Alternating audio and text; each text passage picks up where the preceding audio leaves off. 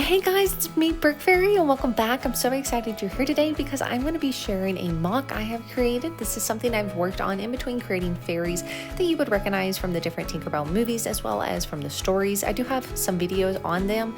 Other ones are still to come, and I'm also juggling a variety of projects like the Home Tree and Tinkerbell's House, to name a few.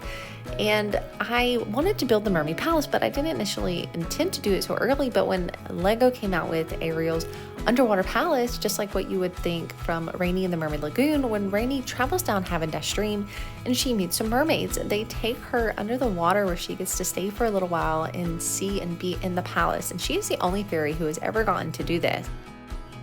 So this is also the only reference photo. I just kind of used this as a guide, as well as using the underwater Ariel Palace and the Undersea Ariel Palace, which are both really great builds in themselves, might I add. And I do have them as both build records if you want to check them out, records videos.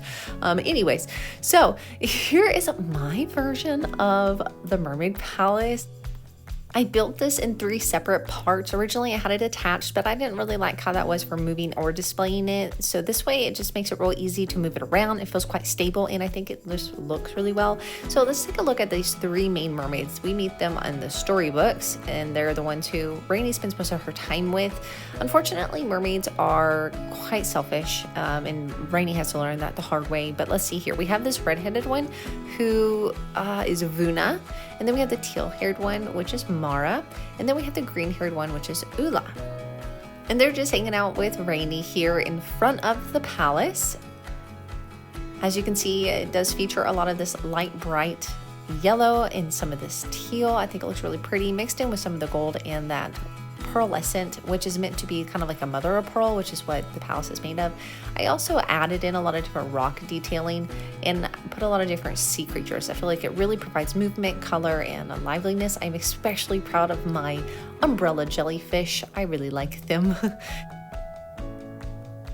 A lot of these pearlescent pieces came from the Raya poly bags, as well as some of the cosmic dots bracelets. The dot sign is actually going to be discontinued this year. Is anybody else planning on trying to get some before it's too late? Well, let's go ahead and let's take a look. Let's take a look in the inside. Here we have some flowering coral inside of these pink seashell vases, which, as we know, could be cotton candy. But let's take a brief look here because we have 5 stories. So in each level, it's something different going on. So we'll kind of just take a look and see what those things are. I felt like I tried to keep this quite open and airy because that is how the palace is described in the books. So on the left, we have a statue, just like we've seen of Eric and some of Ariel's little sets. And then on the other side, I like to think of some kind of boat steering wheel. The mermaids do have some kind of treasure room.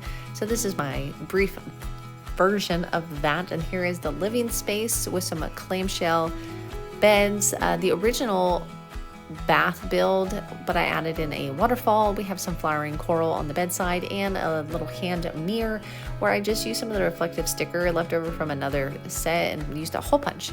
And on this level is actually the shell museum.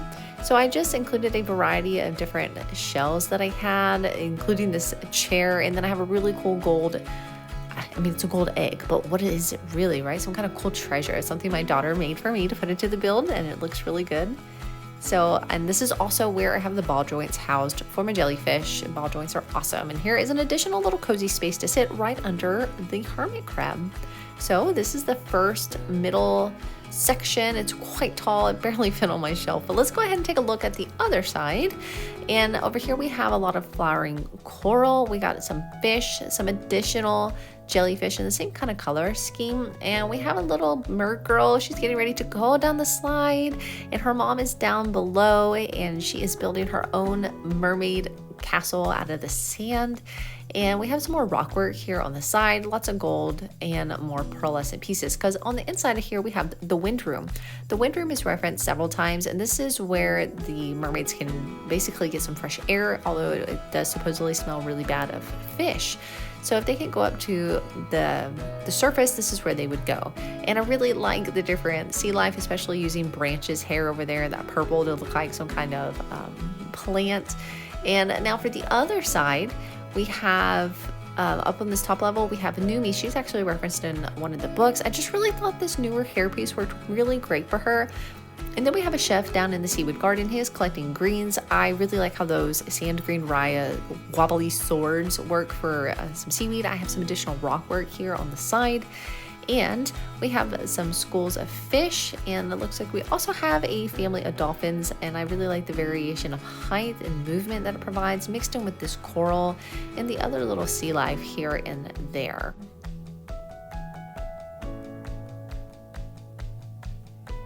So up here on the balcony is where the mermaids can eat and hang out. And I also have a cool little glowing lamp, once again something my daughter made for me. And it just really helps to fill in this space. And so when you have a mix of like this kind of rock structure with the airiness and all the animals moving in different directions, I just really like how it feels. And finally, we have this room, which is kind of where the mermaids, they're girls, but they could be mermen. But anyways, this is where they come and they kind of get all fixed up. So this is where I imagine they take Rani after they find her, and she's kind of beat up from her journey, and they get her all fixed up.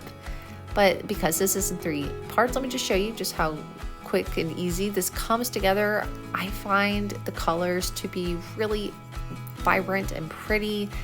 And I just love all the different animals and plants, and it just provides so much color and movement. And here once again is the entire backside with all the different rooms and spaces, which a bunch of the different residents hanging out here. The palace is actually somewhere where all the mermaids live.